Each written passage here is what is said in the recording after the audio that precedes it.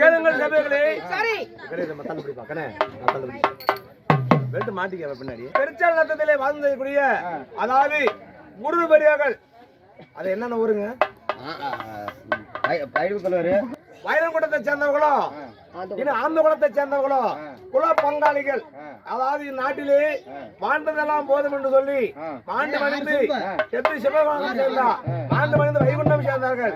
ஆனால் வாழ்ந்து படித்த குரு பெரியார்கள் பேர் ஞாபகம் அறியாமல் இருக்க வேண்டும் என்று சொல்லி அவருக்கு உருவச்சிலை ஒன்று பதிக்க வைத்து இதை உருவச்சிலை வைத்து இதற்கு மாதா கோவில் என்று பெயர் வைத்து வருடம் தவறாம அந்தந்த குடும்பத்தை சேர்ந்தவர்கள் இந்த மாதா கோவிலுக்கு இது ஆண் சிலையாக இருந்தா தன் குடும்பத்தை சேர்ந்தவர்கள் அதாவது சேலை வைத்து படையில் வைத்து அதை கொண்டு வீட்டிலே சென்று அவர்கள் உடுத்திக் கொண்டால் அந்த குடும்பத்தில் அவர்கள் செழிப்பாக இருப்பார்கள்.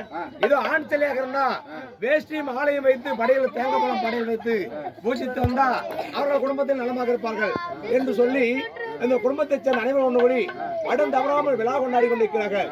அப்படி விழா கொண்டாடினாலும் இன்று சிறப்பான தேர்தல் செய்திருக்கிறார்கள். அதனால இதற்கெல்லாம் ஒன்று கூடி ஓட்டு